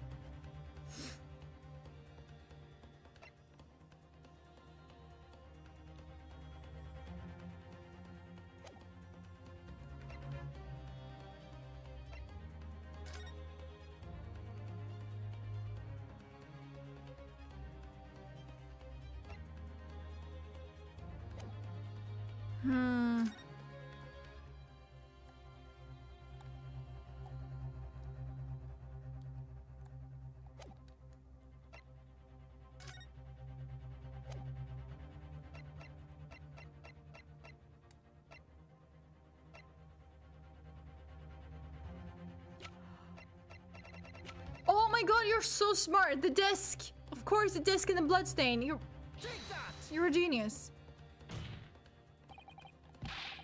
Wait, no, I'm dumb. Hold on, I gotta... It's fine. I gotta... Fuck! I gotta... Let me just... Oh, Bruno, look! This is blood! Yes, you're right. Just a small smear, but definitely blood. Actually, I feel as though I might have noticed that before. Then it's my time to shine again. I thought I'd be waiting forever. Alright, hold still with that disc, Bruno. Can we get this done quickly, Iris? In a flash.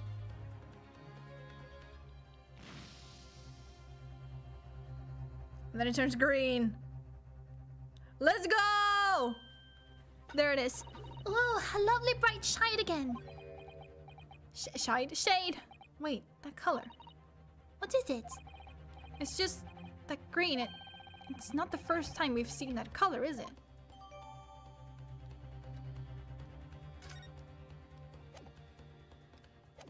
Okay, then we know what this is wrong, but whatever. And just skip. I'm sorry, counsel. I don't care. Sure, just give me the penalty. I don't care. Yeah, I shot myself in the foot with that one. I can't even lie. I really did. I didn't even save prior.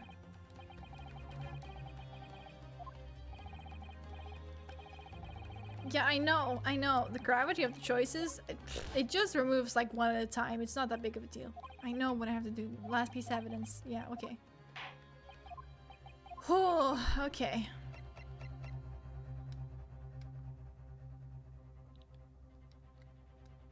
Take that! That proof is right here in this portfolio. Good gracious, counsel. Does that portfolio contain the answers to every question posed? Well, yes. I'm glad you asked. I see you share my interest in claret-colored liquids, my Nipponese friend, but... Enough. The court demands to see further evidence. Which blood sample proves the man you identified was the one shot by the 3rd bullet at the scene of the crime?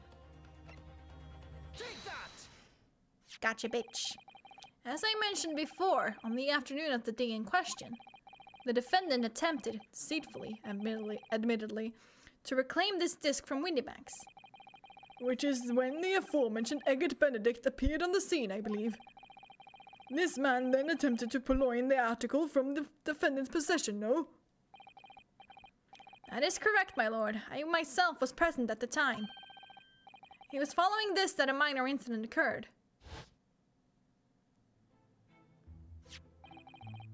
But of course, sirs. Here's the disc for you.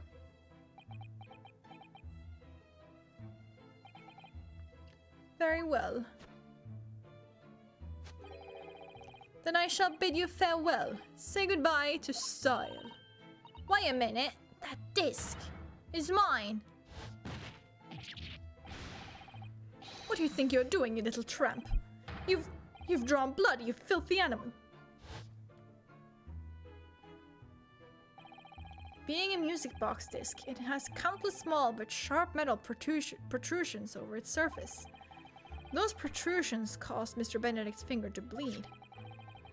And the resulting smear of blood is still visible on the disc now. Goodness, a bloodstain is it? My assistant and I have just analyzed the bloodstain here in this very courtroom. Using my trusty fugger gun. Yes, and we added the results to this portfolio. I say. It's... Oh, wait, no, that's the juror, sorry. I say, it's green. It's exactly the same color as the blood around the calendar. The evidence is conclusive. The man calling himself Mr. Egbert Benedict, who was in Windybanks earlier in the day, is the accomplice who was present at the scene of the crime that same night. So there was someone there.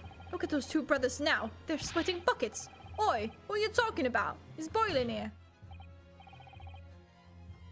My lord, it is the opinion of the defense that Mr. Egbert Benedict should be summoned to the courtroom to testify.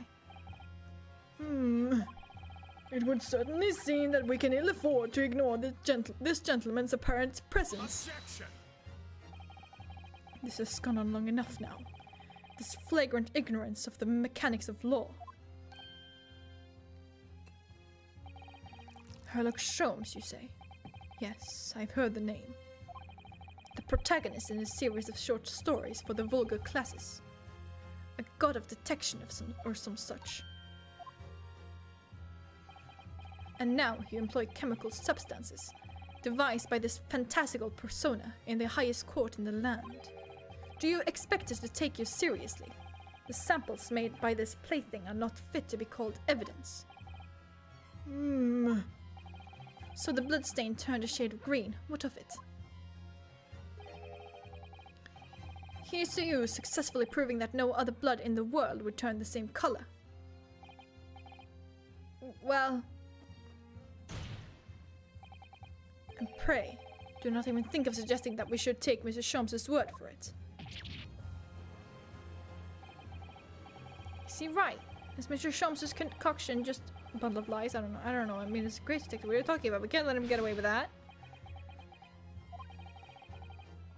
I knew he would come to this. Of course, Mr. Sholmes' invention isn't going to be recognized by any official body. But what other choice did I have? I'm just remembering what Father Christmas over there said before. Father Christmas?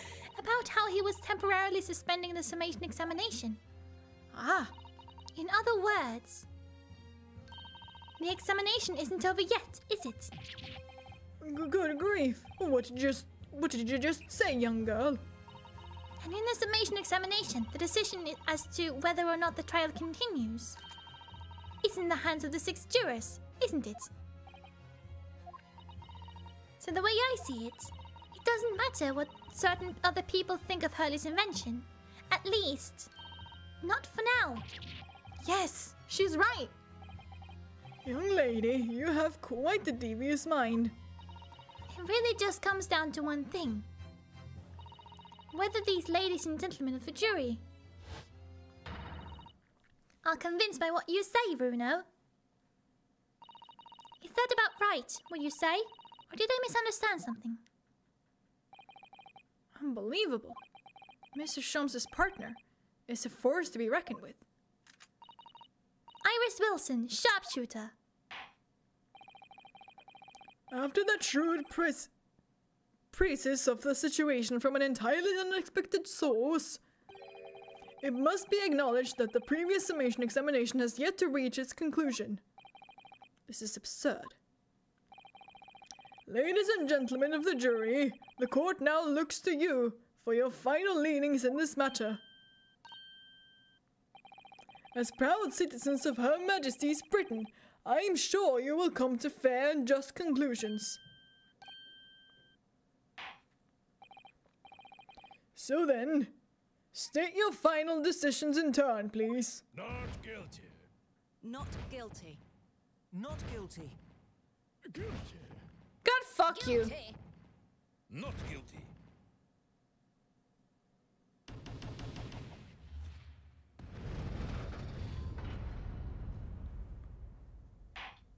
Why the doctor?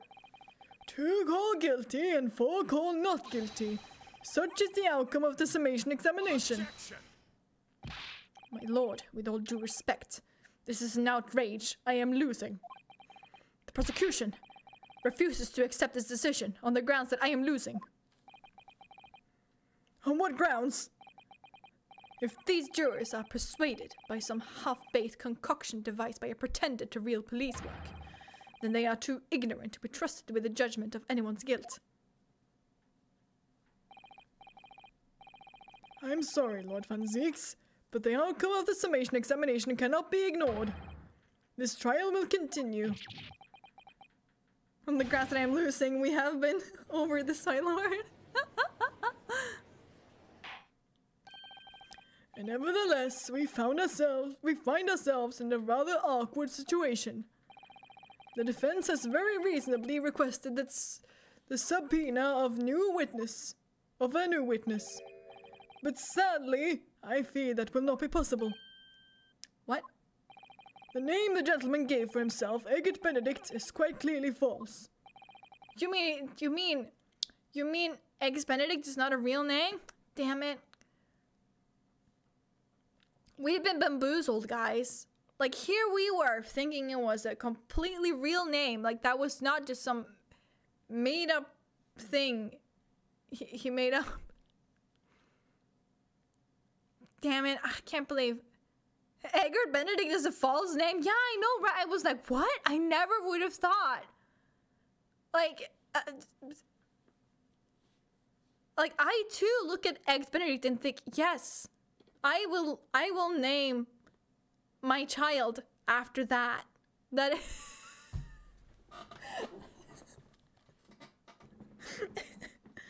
I don't believe it. Just went and managed to prove the man was there that night. We've been tricked, backstabbed, and quite possibly bamboozled. Could I say something, who this? Who was that, please? Who spoke? It was me, my lord. Juror number 5. What have you to say, madam? If possible. Inspector. Me, ma'am. I wonder if you might show the photographic print to me again. The one in which the gentleman is shown. Oh, right. Yes, this one you mean. Of Mr. Benedict. Are you gonna say it's your son? Yes. There's no doubt in my mind. Juror number 5, you don't mean to say you know this man? Yes, I know him. What? No. Good gracious. Order! Juror number 5. How on earth? I am a communications officer. Stop. As we can clearly see. Which means you should be kicked out of the jury. That was obviously not the rules back in the day. Maybe this is why those rules are in place.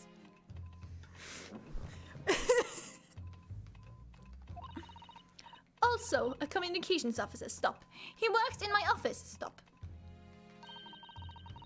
A very talented operator, in fact. Stop. He should be in the communication station now. Stop. Tapping away on the telegraph. Stop. This doesn't seem right somehow. I can't put my finger on why, but it doesn't feel right. I suppose we all imagined their accomplice would be some sort of hardened criminal. It's a bit unexpected to find out that he has a respectable job by day, whatever he gets up to at night. Yes, I suppose that's it. I suppose that's why I felt something was wrong. If the gentleman is at London's communication station, we should be able to subpoena him within the hour. Lord Von Six, if you please. Yes, my lord. Make the necessary arrangements. With all haste. I kind of thought that he was too posh to work. Yeah, same, to be honest. I just thought he was like a rich boy, I don't know. As your lordship bids. The court will recess for 1 hour. When the new witness arrives, we shall reconvene to hear the gentleman's testimony. Inspector Gregson. Yes, my lord. I should like to hear from you specifically about events at the pawnbrokery on the day in question. Come to my chambers during the recess. Yes, sir, my lord. Very well. Court is adjourned until 1:40 p.m.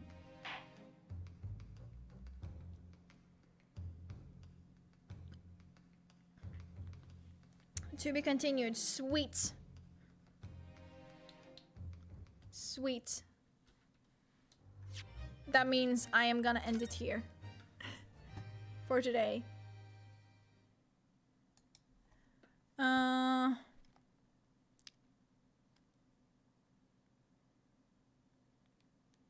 Well, fuck me. Okay, whatever.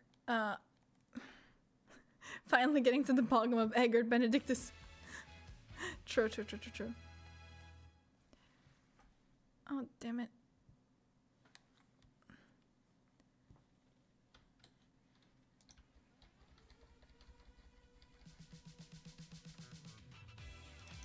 I fucked up when I saved. It's fine, it's fine. I can just start over from that part. It's fine. No worries. I just panicked. I was like, oh my god, no, what do I do now?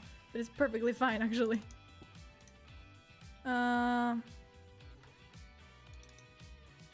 we go.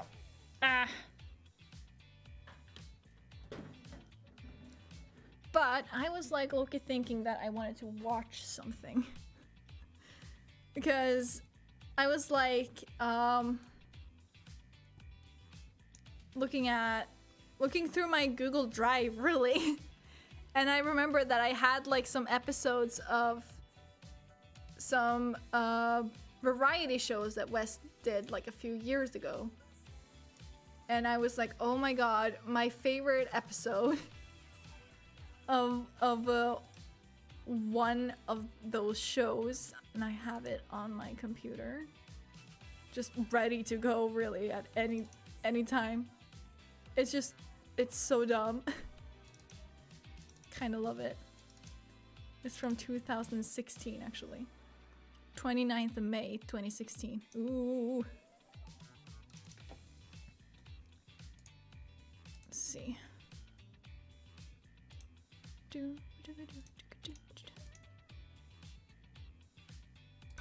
Ay.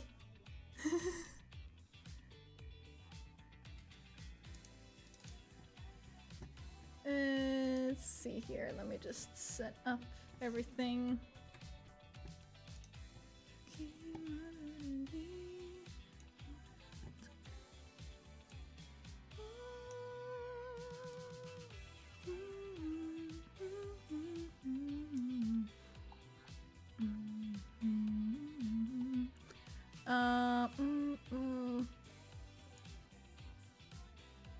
Oh yeah, let's hear. Forgot what I was doing. Perfect. Alright. Maybe I can actually get in my face cam too? Oh god, that's...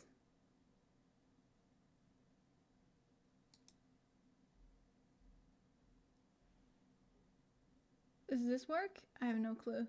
I feel like it's kind of going outside of the thing. Okay, you know what? Let's do that. And, boo. Boo.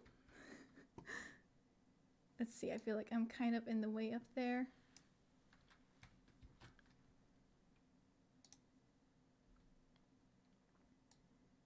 I feel like if I put myself, like, here, it should be fine.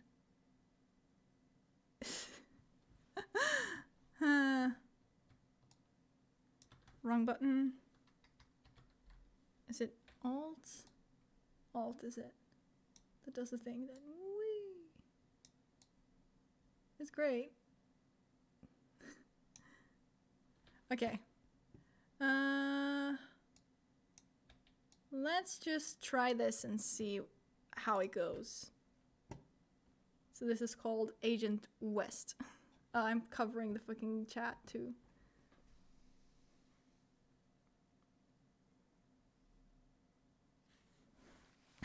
I don't know why, but that subtitle font makes me think of like a heads up before things start. I think I know what you mean. Hold on. I'm gonna move myself over here actually. Yeah. Sure. I just figured that would be kind of funny. Oh my god. This poor man.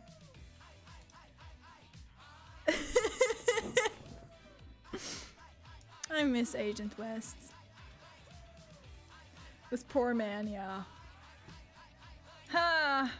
Yeah, with that, I'm actually gonna leave the stream here. Next stream is on Tuesday.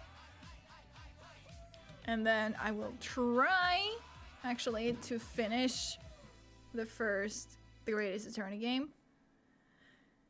Let me just see how that goes. Part 3. It's not too long. Part 4 is probably really long. A bit. Yeah, it's kind of like this one, I would say. So, yeah. Tomorrow I'm also gonna start posting the link to my Tiltify campaign for Thankmas. So you can start donating already tomorrow, or if you can't, that's perfectly fine. Like, there is nothing, you don't have to do anything. It's only if you have the means to do so.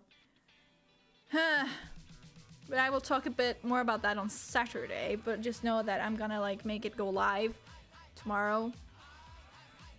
So, yeah. And with that, I hope to see you again next time. Pretty sure the part 4 of the case will be like 4-ish hours from what I saw from a video timestamp. If that's like both 3 and 4 combined, then that's fine. If it's just 4, that's a bit much. It was long. Okay, cool. Then I might have to save that for Thursday then. But that means I'm gonna finish this game for sure next week. So that's great. I'm excited for that. Yay. Ha!